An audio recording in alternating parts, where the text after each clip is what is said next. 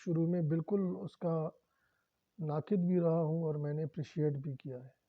یعنی میں نے تنقید بھی کی ہے اور میں نے اس کو اپریشیٹ بھی کیا ہے. اس میں احساس پروگرام نو ڈاؤٹ اس کے اندر بے شمار ایسی چیزیں تھی، نہیں، لیکن احساس پروگرام محنت کشوں کے لیے نہیں تھا.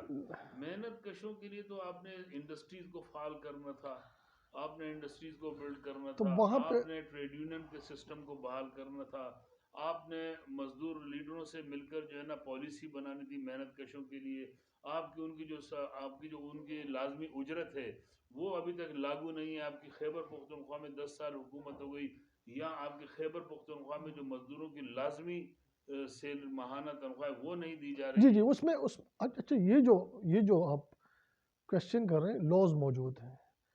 اب یہ انفورسمنٹ کی بات آتی ہے اس میں، یعنی لا انفورسمنٹ کہ مطلب قانون بنا ہوا ہے کہ مطلب منیمم ویج اتنی ہوگی ایک مزدور کی پاکستان کے اندر. امپلیمنٹ تو انہوں نے کرانا ہے نا. امپلیمنٹ حکومت نے کرانی ہے، اور اس حکومت کے پاس اب یہی ایک سورس ہوتا ہے کہ اس نے آگے جا کے مشینری سے کہنا ہے، مشینری کے ذریعے جو حکومتی مشینری ہوتی ہے. تو الٹیمیٹلی تو آپ نے حکومتی مشینری کے پاس جانا ہے. اب حکومتی مشینری میں کون لوگ ہوتے ہیں آپ مجھ سے زیادہ بہتر طور پہ سمجھتے ہیں. اگر حکومتی مشینری آپ کو فالو نہیں کرے اس کا مطلب ہے کہ آپ ناکام ہیں، جی آپ کے ریٹ قائم نہیں ہے. وہ ریٹ کی بھی بات ہے، اور اس میں گڈ گورننس اور گورننس کے ایشوز بھی ہیں.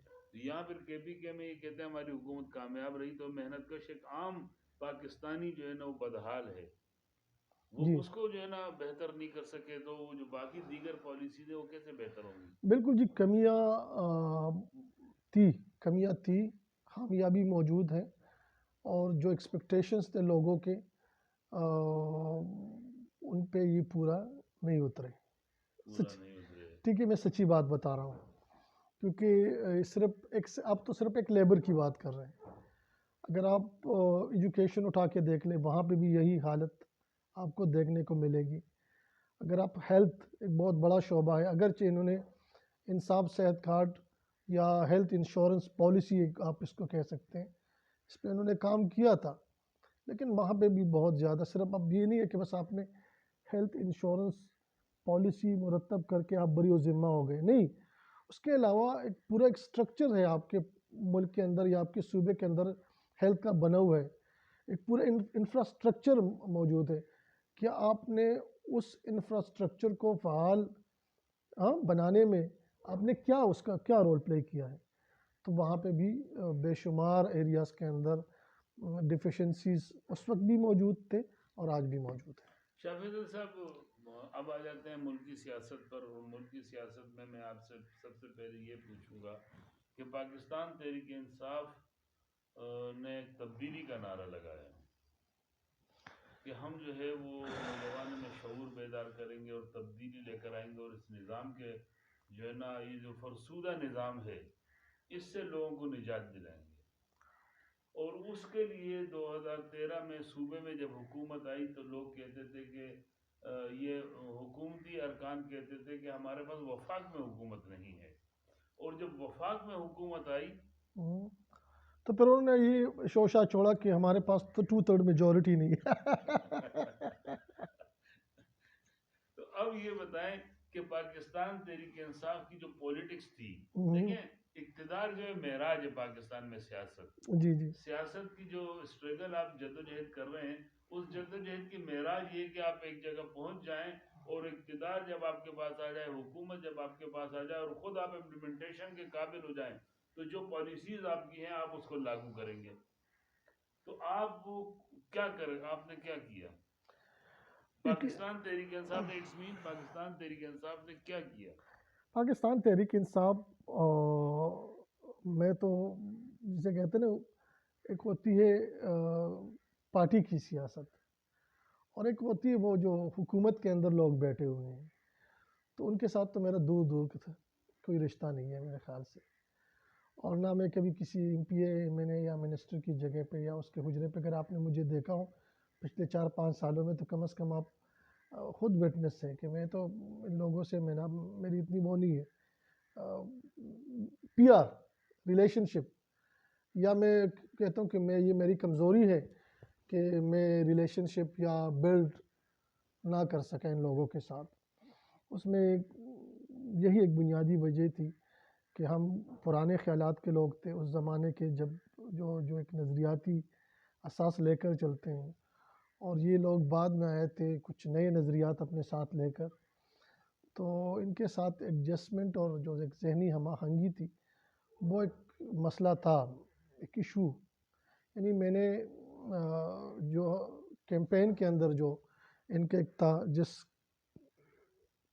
چیز کے ساتھ یہ انتخابات کے اندر گئے تھے یا جس منشور کے ساتھ یہ انتخابات کے اندر گئے تھے، اس میں ایک بنیادی نقطہ تھا کہ ہم نے جو تانا کلچر ہے، ٹھیک ہے جی، اس کا ہم خاتمہ کریں گے. ایک پٹوار کلچر ہمارے ملک کے اندر بنا ہوا ہے، اس پٹوار کلچر سے ہم نے نجات دلانا ہے. اس کے علاوہ یہاں پہ اقربا پروری ہے، کرپشن، لاقانونیت، بدعنوانی، بے انصافی، بے شمار ایسی چیزیں، سماجی مسائل تھے کہ جو انہوں نے کلیم کیے تھے کہ ہم نے ان ایریاز پہ ہم کام کریں گے اور اس کو امپروو کرنے کی کوشش کریں گے. لیکن کچھ عرصہ گزرنے کے بعد مجھے اس طرح محسوس ہوا کہ جس طرح ہینڈز اپ نہیں ہو جاتے لوگ کہ ہم کچھ نہیں کر سکتے، اور بس چیزوں کو اسی طرح چھوڑ دیا جس طرح پہلے. یہاں پر میں آ جاتا ہوں، یہاں پر جو میں سوال کروں گا، بالکل آپ وہاں پر آ گئے ہیں جہاں پر میں آنا چاہ رہا تھا. اب مجھے یہ بتائیں کہ جب یہ ہینڈز اپ ہو گئے تو پھر گزشتہ ادوار میں جو حکومت پاکستان پر جن لوگوں کی تھی یا جو کر چکے ہیں، اور یہ موجودہ جب انہوں نے کی تو ان میں کیا فرق ہوا؟ میرے خیال سے کچھ عرصہ بعد وہ جو ان کے انقلابی منشور تھا وہ یہ لوگ اس سے پیچھے ہٹ گئے تھے. پھر to be very frank and honest, جو ان کے تھا کہ مثال کے طور پہ ہم ایک سماجی تبدیلی لانا چاہتے ہیں ملک کے اندر، تو ایک پیس پہ آ کے یہ انہوں نے سرنڈر کر لیا تھا. جو ایک نظریاتی ورکر اس کو زیادہ بہتر طور پہ سمجھ سکتا ہے بنسبت ان لوگوں کے جو باہر سے آبزرو کر رہے ہوتے ہیں، یا مثال کے طور پہ ہمارے جو ٹی وی کے جو اینکرز ہوتے ہیں، یا مثال کے طور پہ وہاں پہ جو جرنلسٹ ہوتے ہیں، ان کی جو ایک انالیسز ہوتی ہے وہ الگ ہوتی ہے. وہ باہر سے بیٹھ کر چیزوں کو انالائز کر رہے ہوتے ہیں، اور ہم اندر جو کچھ چل رہا تھا وہ ہمیں پتہ چل رہا تھا کہ وہ جو ایک نظریاتی ریٹریٹ تھا وہ ایک سٹیج پہ ہمیں آبزرو کرنے کو وہ چیزیں ملی تھی کہ بس چیزوں کو بس سب ہم نے چلنا ہے، مطلب سسٹم چلانا ہے. اس بات پہ وہ آ گئے تھے ایک سٹیج پہ. تو وہ کافی مایوس کن میرے خیال سے ان لوگوں کے لیے جنہوں نے محنت کی تھی اور جنہوں نے کچھ ہاں ان کے لیے میرے خیال سے باقی لوگ جو موسمی بٹیر تھے، جو موسمی بٹیر جو تھے، یا جو مثال کے طور پہ جو ادھر ادھر سے آئے تھے، مثال کے طور پہ کوئی پیپل پارٹی سے آیا تھا، کوئی مسلم لیگ سے آیا تھا، کوئی ANP چھوڑ کر آیا تھا، وہ تو سٹیٹس کو کی سیاست کے عادی تھے، اور وہ تو مطلب چاہتے تھے. اب اس میں کمزوری بتاؤں، کمزوری یہ تھی کہ جو نظریاتی لوگ تھے، یا مثال کے طور پہ پاکستان تحریک انصاف کے جو نظریاتی لوگ تھے، یہ ان کی کمزوری، اور میرے خیال سے یہ فیلئر ان کی ہے. ان کو چاہیے تھا کہ وہ ریزسٹ کرتے، مقابلہ کرتے کہ نہیں، ہم نے اپنے نظریات سے پیچھے نہیں ہٹنا. حکومت ہمارے ہاتھ سے جاتی ہے تو جائے، لیکن ہم جو وعدے ہم نے کیے ہیں عوام کے ساتھ، جس منشور پہ ہم آئے ہیں انتخابات کے اندر، ہم اس سے پیچھے نہیں ہٹیں گے. میرے خیال سے یہ ایک کمزوری تھی کہ ہاں جب ریزسٹ کیا مختلف مواقع پر. پاکستان تحریک انصاف کے نظریاتی لوگ جب سامنے بھی آئے، انہوں نے یہ آواز بھی اٹھائی، لیکن پھر بات وہیں پر آ جائے گی کہ جو ڈرائنگ روم کی سیاست ہے وہ پاکستان میں جیت جاتی ہے. نہیں، اس میں ایک وجہ یہ تھی کہ جو نظریاتی لوگ تھے آپ کے نظریاتی، کیونکہ پاکستان تحریک انصاف کی قیادت سے بار بار جلسوں میں بھی یہ بات کہنے کو کہی گئی ہے کہ اگر آپ ہماری بات سے متفق نہیں ہیں تو آپ کسی اور پارٹی میں جا سکتے ہیں. لطیف لالا جو آپ کے نظریاتی لوگ تھے یا مثال کے طور پہ جو آپ کا نظریاتی ایسڈ تھا اثاثہ تھا اس کا ایک بہت بڑا حصہ پارٹی کے اندر تو موجود تھا لیکن اقتدار میں نہیں تھا. میری بات سمجھ رہے وہی وہ میں نے آپ وہ سے پارٹی کے کارکن تو تھے لیکن اسمبلیوں کے اندر نہیں تھے. اس لیے وہ ٹھیک نہیں ہے کر سکتے تھے نا. ٹھیک ہے جی. اب میں نے آپ سے ڈیسیجن کہا کہ اب دیکھو اب ڈیسیجن دیکھیں، میکنگ جو فیصلے کی جو ایک قوت ہوتی ہے نا وہ تو ان پارلیمانی لوگوں کے پاس سارا کچھ تھا. ٹھیک ہے جی. وہی جو ڈرائنگ روم کی سیاست ہاں ہے وہ لیکن ڈرائنگ روم کی اس میں سیاست جیت اس گئی. میں اس میں میجورٹی ایسے لوگ تھے کہ جو جن کا میں سمجھتا ہوں کہ جو نظریاتی جو ان کا جو ایک تھا بیک گراؤنڈ وہ ایز کمپیئر ٹو جو پارٹی کے اندر لوگ موجود تھے ان جتنا مضبوط نہیں تھا. اس لیے انہوں نے میرے خیال سے پریفرنس دی اقتدار کو اور نظریات کو انہوں نے پیچھے چھوڑ دیا. شاہ فیصل صاحب یہ بتائیے کہ بہت ساری باتیں سامنے آ گئیں اس میں. جب اپوزیشن حزب اقتدار حزب اختلاف ایک ہی جیسے ہیں یا ملک کی سیاست ایک ہی جیسی ہے یا پاکستان تحریک انصاف بھی اسی صف میں کھڑی ہو گئی تو پھر کیا کہہ سکتے ہیں کہ ملک کی معیشت کا جو یہ حال ہے یہ کس نے کیا؟ اصل میں معاشی بحران اس کی ایک پوری ہسٹری ہے پاکستان کے اندر یا معاشی زبوحالی ہے اس کی ایک پوری ہسٹری ہے. یہ آج سے نہیں ہے. یہ کوئی 5 سال کا واقعہ نہیں ہے. یہ کوئی 10 سال کا واقعہ نہیں ہے. کوئی 20-30 سال بہت کافی عرصے سے ہم ایک جسے کہتے ہیں پولیٹیکل ٹرموائل بھی ہے یہاں پہ اور اکنامک ٹرموائل کے پیس سے یہ ملک گزر رہا ہے کافی عرصے سے. اس میں اس کے کازز کے اندر اگر ہم چلے جائیں تو بے شمار کازز ہیں. اس میں جو سب سے پہلا کاز یہاں پہ ایڈمنسٹریٹو بیریئرز ہیں. کچھ مثال کے طور پہ آپ کا جو ایک سٹرکچر بنا ہوا ہے ایڈمنسٹریشن کا ایک تو سب سے بڑا ہرڈل معاشی تنزلی کے اندر جو بہت جسے کہتے ہیں نا بہت زیادہ بھرپور طریقے سے جو کنٹریبیوٹ کر رہا ہے وہ آپ کے ایڈمنسٹریٹو جو ایک آپ کا بنا ہوا ہے سٹرکچر. تو وہ یہاں پہ انفلیشن افراطی زر کے بہت زیادہ مسائل ہیں. یہاں پہ جو آپ کا جی ڈی پی ہے اس سے ریلیٹڈ بھی بے شمار چیزیں ہیں کہ جب آپ کو کئی موقع ملے گا اس پہ الگ نشست اگر ہم کر لیں تو زیادہ مناسب ہوگا. لیکن یہاں پہ میں سرسری طور پہ کچھ چیزیں آپ کے سامنے رکھنا چاہتا ہوں. انفلیشن ایک بہت بڑا ایشو ہے جس کو جو بالکل وہ یہ جن ہمارے قابو سے بالکل باہر ہے. تیسرے نمبر پہ معیشت کو ٹھیک کرنے کے لیے کچھ سخت فیصلے کرنے ہوتے ہیں. ٹھیک ہے جی. تو کچھ سخت فیصلوں کی بھی میرے خیال سے اس وقت اشد ضرورت ہے. اس کے علاوہ جو I M F world bank اور جو بڑے بڑے مالیاتی ادارے ہیں ان کے ساتھ بھی آپ کے جو ٹرمز ہیں وہ اتنے اچھے نہیں ہیں. ٹھیک ہے جی. وہ بھی اتنے مطلب وہ انکریجنگ نہیں ہے. یعنی وہاں سے جو کنڈیشنز آ رہے ہیں اس پہ ہم پورا نہیں اتر رہے. اچھا پھر یہاں پہ سرکولر ڈیٹ کا ایک بہت بڑا ایشو چل رہا ہے کافی عرصے سے. ٹھیک ہے جی. ہم قرضے لے رہے ہیں اور پھر اس کی ادائیگی پہ ہم سود پے کر رہے ہیں اور وہ جو پرنسپل اماؤنٹ انکلوڈنگ جو آپ کا سود کا ایک پورے جسے کہتے ہیں وشیس سرکل بنا ہوا ہے.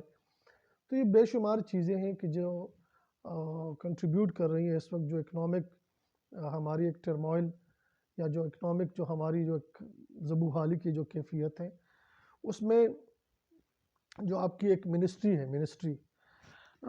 منسٹری کا بھی ایک رول ہوتا ہے کہ مثال کے طور پر ہر کال کچھ ہمیں اسٹیٹسٹک دکھائے جاتے ہیں کہ ہمارے اسٹیٹسٹک یہ ہیں جبکہ اصل اسٹیٹسٹک کچھ اور ہوتے ہیں. یعنی وہ ہیرا پیری تو ہو رہی ہے لیکن جو اصل سچویشن ہے وہ جو ایکچول پوزیشن ہے بس کھل کر سامنے نہیں آ رہا. تو یہ تمام چیزیں ہیں کہ جس کو اب میرے خیال سے وقت آ گیا ہے کہ ہمیں جو ہماری جو اکنامک انسٹیبلٹی ہے اور پولیٹیکل انسٹیبلٹی یہ تمام چیزیں انٹر لنکڈ ہیں. یعنی ایک دوسرے پہ ڈیپینڈنٹ ہے. پولیٹیکل انسٹیبلٹی اور اکنامک انسٹیبلٹی دونوں لازم و ملزوم ہیں. ایک دوسرے پہ یہ اثر انداز ہونے کی کوشش کرتے ہیں. تو ملک کے اندر ایک تو ہم نے کوشش کرنی ہے کہ جو ہماری جو پولیٹیکل انسٹیبلٹی ہے حکومتیں آ رہی ہیں ڈیلیور نہیں کر رہی. ٹھیک ہے, لوگوں کو موقع دیا جا رہا ہے لیکن وہ ڈیلیور نہیں کر رہے. ڈیلیور کر رہے ہیں. اگر مثال کے طور پہ اگر آپ کسی پارٹی سے پوچھیں یا اس کے ہیڈ سے پوچھیں تو ان کے مطابق وہ تو کہہ رہے ہیں, یہی کہیں گے کہ ہم نے ڈیلیور کیا ہے, لیکن عوام کے ایکسپیکٹیشنز کے مطابق وہ ڈیلیور نہیں کر رہے.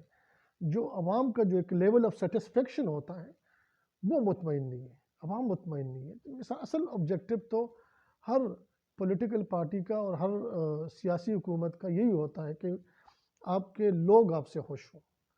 جب آپ کے پاس سب سے بہترین پیمانہ یہ ہے کسی بھی حکومت کو جانچنے کے لیے یا کسی بھی گورنمنٹ کو یا اس کے پرفارمنس کو سمجھنے کے لیے عوام کے آدمی سے عام آدمی سے آپ پوچھیں, سر آپ مطمئن ہیں اس حکومت سے, کیا آپ ان کے پالیسیز سے مطمئن ہیں, کیا یہ جو سٹیپ اٹھا رہے ہیں آپ اس سے مطمئن ہیں.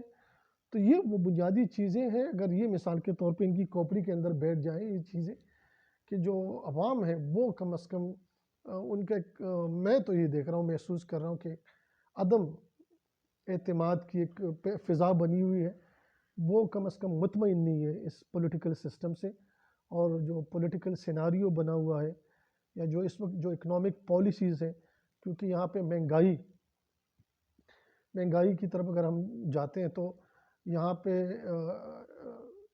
سب سے جو بھیانک جو اثر ہوتا ہے انفلیشن کا, افراط زر کا اور مہنگائی کا, وہ عام آدمی پہ ہوتا ہے, ایک ڈیلی ویجر پہ ہوتا ہے, ایک محنت کش پہ سب سے زیادہ بری طرح یہ اثر انداز ہوتا ہے.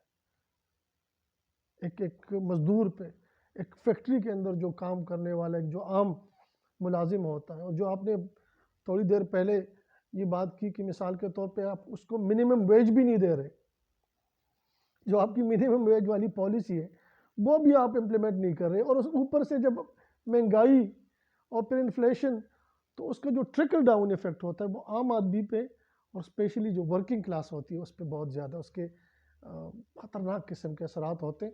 اور اس وقت جو سب سے زیادہ جو پریشان ہے وہ ورکنگ کلاس ہے.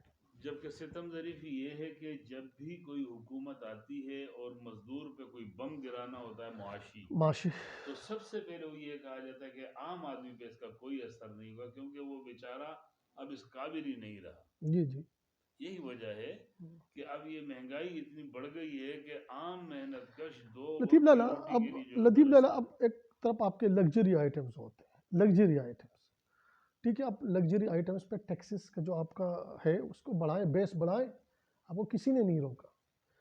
لیکن جو مثال کے طور پہ ایسینشیل کموڈیٹیز ہیں, اجناس, اس پہ کم از کم آپ سبسڈی دیں لوگوں کو, آپ اس کو سبسیڈائز کریں, تب جا کے وہ. پاکستان ایک ایگریکلچر ملک ہے. جی پاکستان دنیا میں 7واں بڑا ملک ہے گندم پیدا کرنے والا. یہاں کے 4 موسم ہیں, یہاں پر گنا ہوتا ہے, یہاں چاول 1 نمبر ہے, یہاں مکئی ہوتی ہے, یہاں سبزیاں ہوتی ہیں.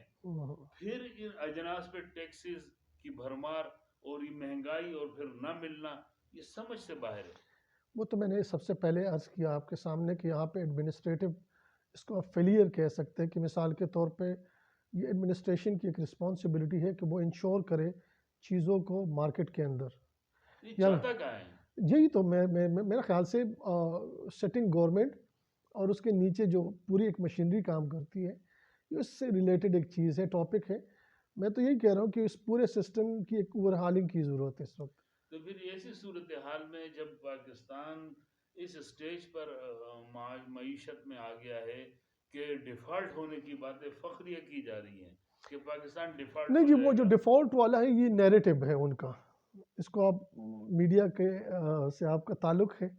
یہ جو آج کل مسلم لیگ والے جو اکثر ڈیفالٹ کی بات کرتے ہیں, یہ ان کا ایک نیریٹو ہے. اب یہ نیریٹو انہوں نے کیوں بلڈ کیا ہوا ہے, اس کے پیچھے ان کے کیا گولز اور آبجیکٹیوز ہیں اور کیا اہداف وہ حاصل کرنا چاہتے ہیں, وہ یہ نیریٹو بلڈ اپ کریں. پاکستان تحریک انصاف کے چیئرمین بھی بار بار کہہ چکے ہیں کہ میں آپ کو اندیہ دے چکا ہوں کہ ملک سری لنکا کی طرف جا رہا ہے. یہ ایک نیریٹو ہے. سری لنکا کی صورتحال نہیں, وہ نیریٹو ان کا یہی ہے کہ مثال کے طور پہ اب ان کے گولز کیا ہو سکتے ہیں وہ تو بہت زیادہ بہتر طور پہ بتا سکتے ہیں کہ جن کا یہ نیریٹو ہے. اب ڈیفالٹ کا مطلب یہ ہے کہ مثال کے طور پہ دیوالیہ ہو جائے گا. اس لفظ کا جو اصل جو میننگس تو یہی ہے کہ دیوالیہ ہو جائے گا, لیکن یہ کوئی بھی آپ کو بتانے کے لیے آج تیار نہیں ہے کہ دیوالیہ کس کی وجہ سے. اب دیوالیہ پن کی جو ایک کیفیت ہے, اس کی رسپانسبلٹی ہم کس پہ عائد کریں؟ موجودہ حکومت ہے, موجودہ حکومت جب آئی, اس نے اقتدار لیا تو اس نے گزشتہ حکومت پہ الزام لگایا. ہاں بالکل. گزشتہ حکومت کہتی ہے کہ ہم جب پاکستان ہم سے اقتدار لیا گیا تو ہمارے پاس 21 ارب ڈالر کے ذخائر تھے. جی. اب وہ آ گئے 4 ارب ڈالر. جی. 4 ارب ڈالر میں جو ہے نا 4 ساڑھے 4 ارب یا 5 ارب ڈالر پہ آ گئے. 3 ارب ڈالر اس میں سعودی عرب کے ہیں. 1 ارب ہے کہ کتنا وہ چائنا کا ہے. تو پاکستان کے پاس کیا ہے؟ پاکستان کے پاس اس وقت جو یہ وہی اکنامک جو ہماری ایک ٹینشن ہے وہ اس سے ریلیٹڈ چیز ہے. افسوس سے یہ کہنا پڑ رہا ہے کہ پالیسیوں کا جو ایک تسلسل ہوتا ہے, یعنی ماضی میں جتنی بھی یہاں پہ حکومتیں آئی ہیں کسی نے بھی اپنا ٹرن پورا نہیں کیا. یہ to be very frank and honest, مطلب ہر چیز میں اگر ہم ان پہ الزام عائد کرنا شروع کر دیں پولیٹیکل لوگوں پہ, یہ زیادہ مناسب نہیں ہوگا. کچھ جگہوں پہ سیاسی لوگ قصوروار ہیں, کچھ جگہوں پہ کچھ دوسرے لوگ بھی قصوروار ہیں, یعنی ایکولی رسپانسبل ہے ہم سب. یعنی جو دیوالیہ پن کی کیفیت ہے یا آج ایک نیریٹو جو بلڈ ہوا ہے, ایک بیانیہ جو میں بار بار میڈیا پہ سن رہا ہوں, تو اس بیانیے کا جو پس منظر ہے وہ یہی ہے کہ ہم نے کسی بھی گورنمنٹ کو اس کا جو ایک آئینی حق تھا, آئینی حق اس کا یہ تھا کہ وہ اپنا ٹرن پورا کر سکے. پالیسی میں آزاد ہوتی ہے اپنا ٹائم پورا ٹھیک ہے جی, کرتی. نمبر 1. نمبر 2, جو آپ کی جو اکنامک پالیسی ہوتی ہے اور اس کے بعد اکنامک پالیسی کی اکنامک ایڈمنسٹریشن بھی ہوتی ہے, مطلب اس معاشی پالیسی کو آپ نے کس طرح اس کی گورن کرنا ہے اور اس کو کس طرح امپلیمنٹ کرنا ہے. تو یہ تمام میٹرز اس کو توجہ دینے کی ضرورت ہے, اس پہ فوکس کی ضرورت ہے. یہ بتائیے کہ ایسی صورتحال میں انتخابات ہوتے ہیں تو عوام کس کو سلیکٹ کرے, پھر کس کو الیکٹ کرے؟ عوام پھر کس کو الیکٹ کرے, کس کو ووٹ دے, کس کو سمجھے کہ یہ میرے لیے بہتر ہے, میرے ملک کے لیے بہتر ہے, اقتدار ان کے پاس ہونا چاہیے؟ عوام کو سب سے پہلے ایجوکیٹ ہونا چاہیے. اس کو ہم ان کو ایجوکیٹ کریں, ان کو ہم سمجھائیں کہ 62 اور 63 کیا ہوتا ہے, 62 اور 63 کی دونوں ہم ان کو سمجھائیں. کانسٹیٹیوشن ایک زمانے میں ہم نے کیمپین, ایک موبلائزیشن کیمپین چلائی تھی, آپ کو یاد ہوگا. سوشل میڈیا پہ کوشش کرتے تھے کہ ہم کانسٹیٹیوشن کے حوالے سے لوگوں کو اویئر کریں, ان کو سمجھائیں کہ کانسٹیٹیوشن میں جو ایک آپ کے کچھ رائٹس بھی ہیں اور کچھ ڈیوٹیز بھی ہیں, اور تقریباً جو کانسٹیٹیوشن ہے اس کے اندر بے شمار چیزیں ایسی ہے کہ جس کو کور کیا گیا ہے, اور بے شمار چیزیں ایسی ہیں کہ جن کے سلوشنز کانسٹیٹیوشن کے اندر موجود ہیں. اس کے اندر صوبائی خود مختاری سے ریلیٹڈ ایشوز بھی موجود ہیں, اس کے اندر پولیٹیکل امپاورمنٹ, اس میں تقریباً تمام طبقات کے جتنے حقوق, رائٹس اور ڈیوٹیز ہیں وہ تقریباً اس کے اندر وہ تمام چیزیں کور ہو چکی ہیں. کانسٹیٹیوشنل رائٹس مطلب انتخابات سے ریلیٹڈ جو میٹرز ہے, یہ ان کو سمجھانا پڑے گا کہ الیکشن کس لیے ہوتے ہیں. ٹھیک ہے, میری بات میں ایک منٹ مجھے چاہیے سر. ہمیں ان کو سب سے پہلے ایجوکیٹ کرنا ہوگا کہ جو ڈیموکریٹک جتنے بھی سسٹم اس وقت ملک کے اندر یا پوری دنیا کے اندر ڈیموکریسی جسے کہتے ہیں, الیکشن ڈیموکریسی کے نیچے ہی ہوتا ہے. الیکشن کے اندر جب آپ جائیں گے تو یہ آپ کا جمہوری حق ہے. ٹھیک ہے جی, سب سے پہلے اس کو یہ سمجھانا ہوگا کہ آپ نے اس جمہوری حق کا استعمال کس طرح کرنا ہے. ووٹ نہیں, میں نے آپ سے ایک سمپل نہیں وہ سمپل کوشچن کی ہی طرف آ رہا ہوں. ووٹ کے ہی ذریعے آپ تبدیلی لا سکتے ہیں. اس صورت میں ووٹ, اگر صورتحال یہی ہے, سب ایک جیسی چلے آ رہے ہیں تو, اور پاکستان کا شہری پس رہا ہے, پاکستان کا شہری جتنی بھی حکومت آئی اس کی پالیسی سے کوئی استفادہ نہیں کر سکے, پاکستان کا عام آدمی اوپر نہیں اٹھ رہا, ملک ऊपर नहीं उठ रहा, मुल्क अपने पैरों पे खड़ा नहीं हो रहा, और इंतखाबात आ जाते हैं तो फिर वोट किसको दें? वोट किसको दे, ये सबसे इम्पोर्टेंट क्वेश्चन है सर। वोट उसको दे जो एलिजिबल है, वोट उसको दे जो कम्पिटेंट है, वोट उसको दे जो इस मुल्क के साथ मुखलिस है, वोट उसको दे जो इस मुल्क के साथ सिंसियर है, वोट उसको दे जो हॉनेस्टली और पूरी डेडिकेशन और पूरी कमिटमेंट के साथ इस मुल्क के लिए काम करना चाहते हैं। वोट उसको दे जिनकी परफॉर्मेंस अच्छी है, वोट उसको दे जिनके परफॉर्मेंस से आप मुतमईन हैं। अब यहाँ पे मैं ये कम अज़ कम नहीं कहूँगा कि प्ला को दे ढिमकाने को दे, नहीं, ये मुनासिब नहीं है। मैं बज़ात खुद एक जमहूरियत पसंद बंदा हूँ। अब मैं ये नहीं कह सकता कि मैं अपनी राय लोगों पे मुसल्लत कर दूँ कि नहीं आपने प्ला को ही वोट देना है, नहीं, आप खुद फैसला करें।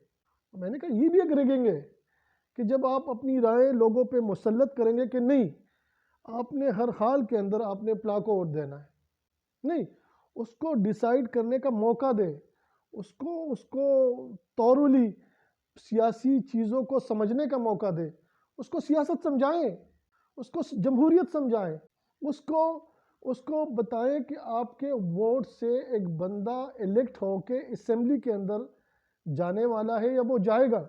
उसको ये समझाएं कि ये जब इलेक्ट होके असेंबली के अंदर जाएगा तो ये वहाँ पे क्या करेगा।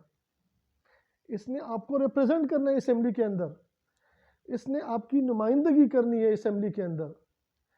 ये जवाबदेह है, आप इससे सवाल कर सकते हैं, आप इससे जवाब मांग सकते हैं कि भाई मैंने आपको वोट दिया था, मैंने आपको असेंबली के अंदर भेजा था, आपने 4-5 सालों के अंदर मेरे लिए, मेरे मुल्क के लिए, मेरे हल्के के लिए क्या किया है।